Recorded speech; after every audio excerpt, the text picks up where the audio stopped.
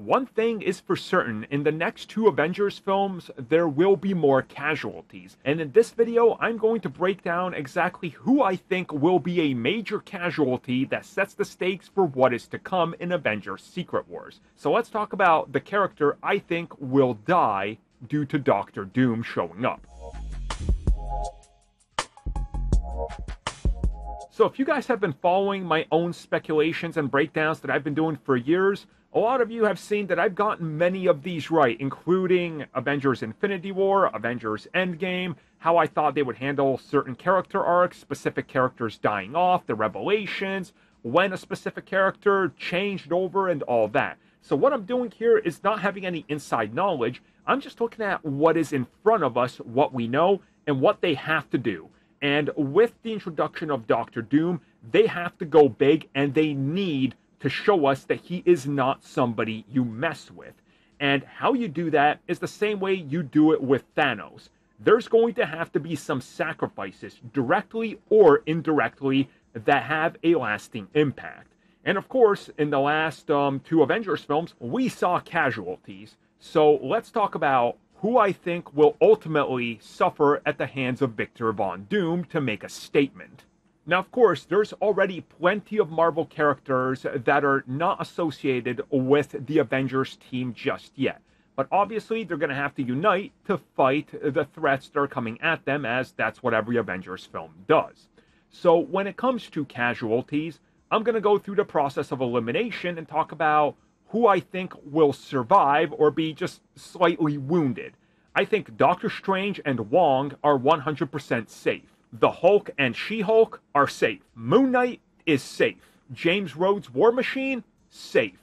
Although I think he could be another casualty at the hands of Tony Stark, just to show us that, hey, there is no personal connection here, but I think he will be safe. The TV characters, such as Daredevil and stuff, I think all those characters are going to be safe. Newer characters like Shang-Chi, safe.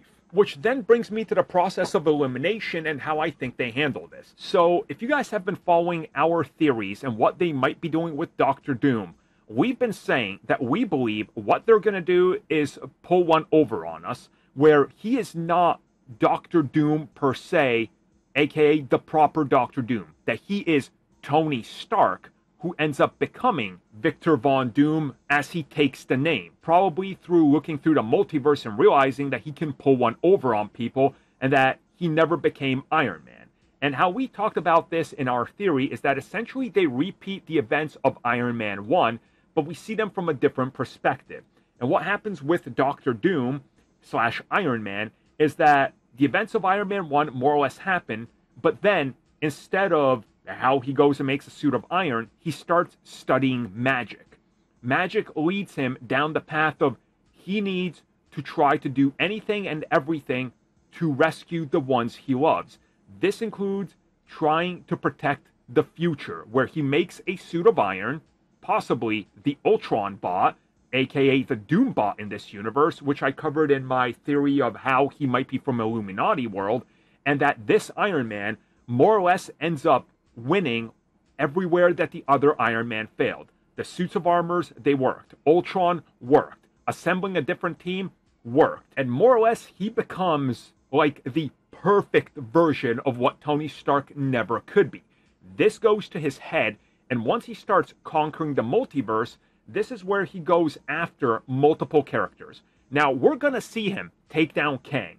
We're going to see him take down other multiverse Avengers. Make no mistake about it, they're going to have to make a statement to make sure we know that this version of Doctor Doom is more dangerous than any version of Thanos that we saw. So now let me bring up this handy little chart, and by little I use that in quotation marks because there's a lot of characters here that are still alive.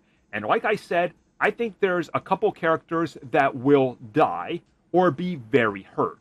So in this process of elimination, I'm going to tell you exactly who I think will die and why. So looking at this giant list of characters, here's the first casualty I think will happen.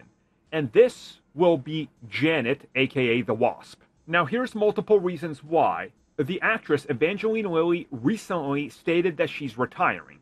Now, we know they're going to be interested in bringing her back, but also some of her very public social media stuff has really put her in the crosshairs of a lot of people not liking her, and Marvel Studios more or less trying to keep their image clean along with Disney. I think they are going to bring her back, and she will be offed, because we are not getting another standalone Ant-Man film, because that franchise is dead due to Quantumania, and you need a sacrifice. She checks the bill for everything that they're looking for somebody that needs to be killed off. She doesn't have many acting jobs. People aren't interested in hiring Evangeline Lilly, and she says she's done. Pay her off, bring her back, kill her, and that's how you handle the Wasp. Now, looking at this chart once again, there's a lot of characters in the top row that are all safe. But another one I think might be sacrificed is Clint.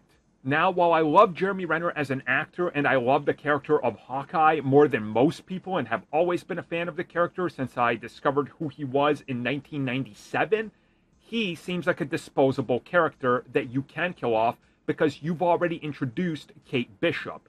Or he gets really badly hurt, and because there's obviously some stuff in real life that could limit him, I think this might be what they do to sort of give Jeremy Renner a way out. Now, unless they don't want to do that, then I think he's safe and he could just keep being a mentor. But I think if they were to make a call on what characters to kill, he would be one that they could, because again, he doesn't star in a giant film franchise. Going back to this chart, again, looking across all of it, you gotta make a big impact. And this is where I have one theory that's gonna piss a lot of people off. But this is the one that to me makes the most amount of sense. So let me go back to Tony Stark adapting the name of Victor Von Doom and becoming that character. What I'm saying is that in this universe, Tony Stark's upbringing was more or less the same. His parents still killed by the Winter Soldier of his universe. And when he starts learning magic, like Doctor Doom, he starts getting into it because he's trying to bring his parents / his mother back. He starts to lose his mind, and it corrupts him.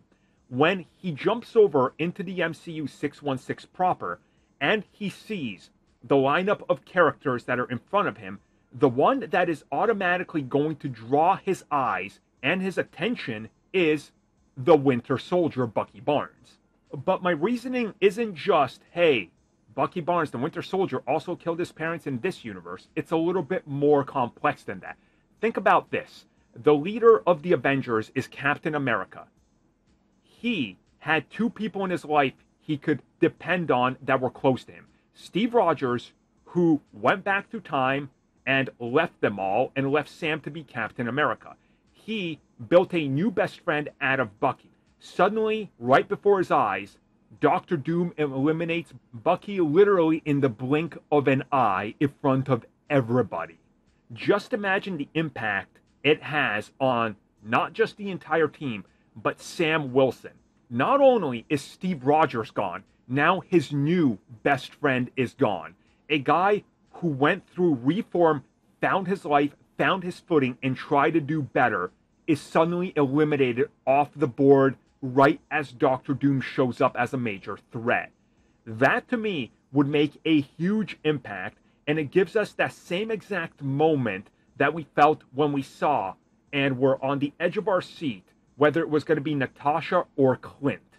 And if you guys remember, reportedly, they were shooting different scenes because up until the end, they actually had alternate scenes where Clint might have been sacrificed as well, which is why I mentioned previously that I think he could finally be given the farewell here.